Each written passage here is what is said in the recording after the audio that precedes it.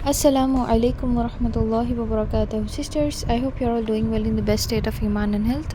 Today, inshallah, we will look into our lesson. A'udhu billahi minash shaitanir rajim. Bismillahir rahmanir rahim. Rabbi shrah li sadri wa yassir li amri wahlul 'uqdatam min lisani yafqahu qawli.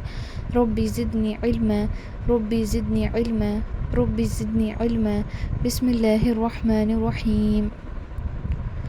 قل هو الرحمن آمنا به وعليه توكلنا فستعلمون من هو في ضلال مبين.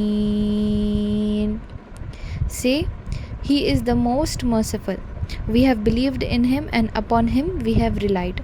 And you will come to know who it is that is in clear error.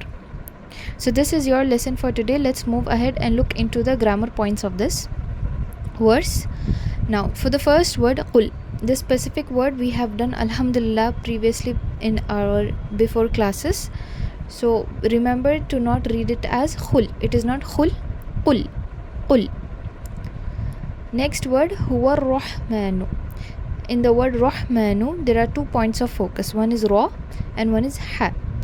The letter ra, we have learned the rule that when the letter is coming with zabar or pesh, we read it heavy, ra, rahmanu, and ha needs to be recited correctly. It is not rahmanu, it is rahmanu. Amanna, noon is having tajdeed, so we need to press a little bit and then move ahead. Next word is amanna bihi wa alayhi tawakkalna. For the word alayhi, ayn is your point of focus. It is not alayhi, it is alayhi. Tawakkalna. You can pause here, you can stop here and go ahead because there is a sign of waqf. Fasata'lamuna. When you're reading this verse, ayn is your point of focus. It is not fasata'lamuna, don't read it like that, or fasata'lamuna.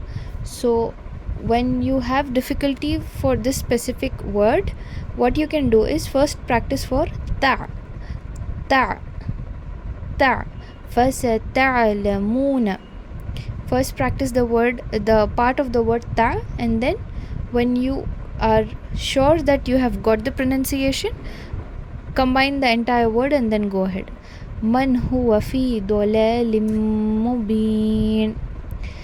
In the word dalalim mubin, you have to focus on 3 points.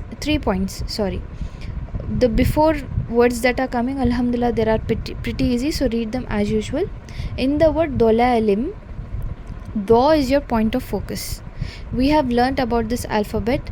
For students who know the Urdu language to read and write, and for someone who has learnt this letter alphabet in a wrong way since young childhood, they will read it as zolalin. Like for example, in Surah Al-Fatiha, they mispronounce it as zolin. It is not zo.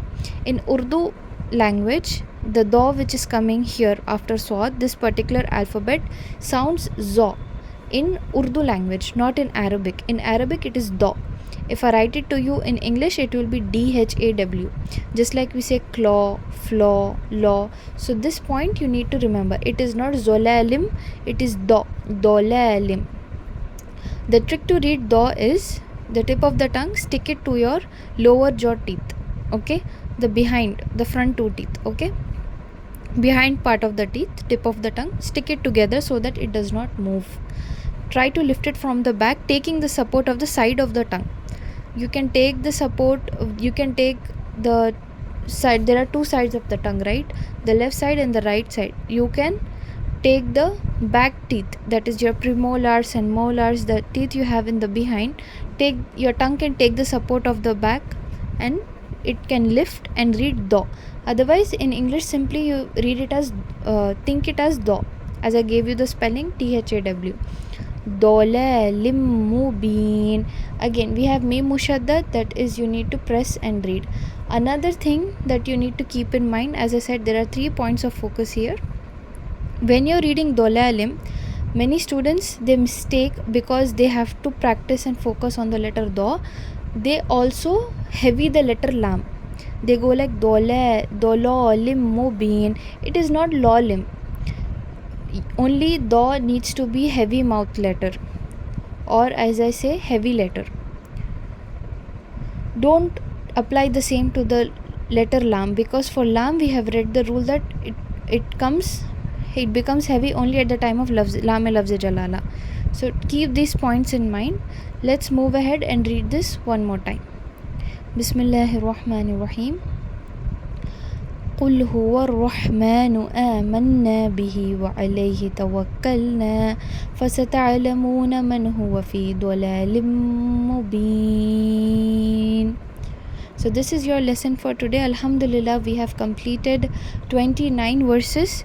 So you need to memorize this verse, revise the previous verse, and inshallah ta'ala tomorrow we will also be finishing the last verse, and with that we will wrap up with this surah.